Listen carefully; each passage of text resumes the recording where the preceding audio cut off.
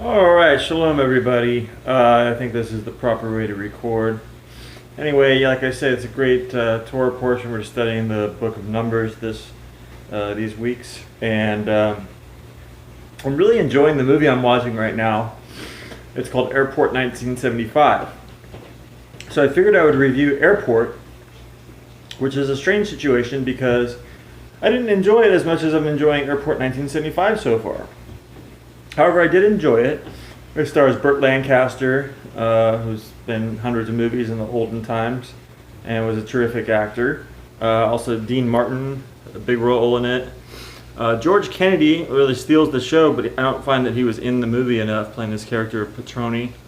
Helen Hayes actually won Best Supporting Actress for the movie as a lady that's a stowaway, and she did quite a good job in that film. So she was quite aged at the time when she won. She beat out Karen Black, among other actresses, in 1970 for the role. Airport was nominated for Best Picture. Airport was nominated for many other awards. And it wasn't necessarily the greatest year in movie history. Love Story being nominated as well, and kind of an off time for the movie industry. But yet, there's some things to recommend from Airport. Definitely the scale of the movie, all filmed, I believe, at the Minneapolis airport for the most part. And who else is in the film? Van Heflin from old movies like 3:10 to Yuma, the original one, the original version. I mean, Black Widow, which was a movie by Fox in the 1950s. Many other movies he was in. This was his last movie. He plays a man that you're kind of suspicious about from the beginning, and then some things happen towards the end of the film regarding him. Dean Martin, as I said. A lot of other people. A woman named Jean Seberg. They're making a movie about parts of her life right now, and Kristen Stewart will be playing her. She was actually really bothered and harassed by the FBI counterintelligence office throughout the 60s and 70s, and then died under mysterious circumstances. I find that her character, I don't really like her character all that much, but I guess she does a good job in the film.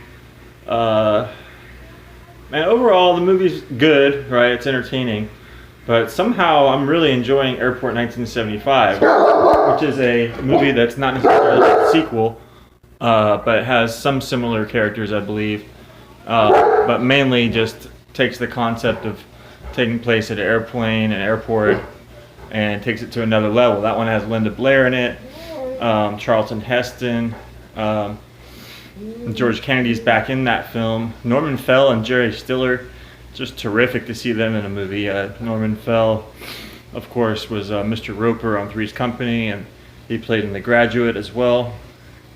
And, of course, Jerry Stiller played George Costanza's dad on Seinfeld. He's the father of Ben Stiller himself, and was in the original Taking of Pelham 1, 2, 3, which came out right in this era as well. So Ephraim Zimbalist Jr. is in the sequel. So we'll cover the sequel a little bit more in a future video. But Airport itself, produced by Ross Seaton, I believe that's how you say his name. And the directing, can't remember the director's name, but he ended up not making the sequel, and was kind of I don't know. He made a lot of different films in his career, but after Airport, you would think he made like a lot more bigger ones, and that wasn't necessarily the case. I recommend Airport though, because it's obviously mocked in future movies like Airplane and Airplane's sequel and other things like that. But definitely it's tough to get through at times. Van Heflin, Helen Hayes bring up the energy for it. Maureen Stapleton was actually nominated for a Supporting Actress Award. I don't really know why. She's in like 2 or 3 scenes, and I don't really think she does all that good. No offense to her. May she rest in peace.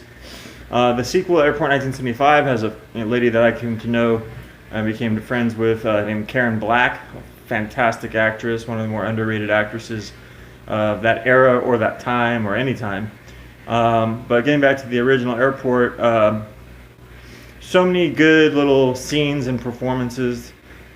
do occur in the movie that it's really enough to recommend. I would say Burt Lancaster's character, kind of the anchor of the film. I didn't really relate too much to him, but I guess he does a pretty good job.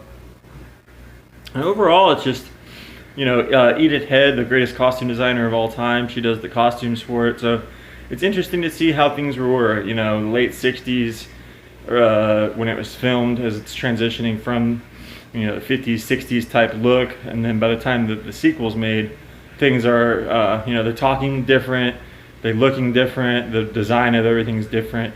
So I kind of made me relate to, I guess, what's going on in 75 a little bit more than, of course, Airport 1970, which was probably filmed in 68 or 69.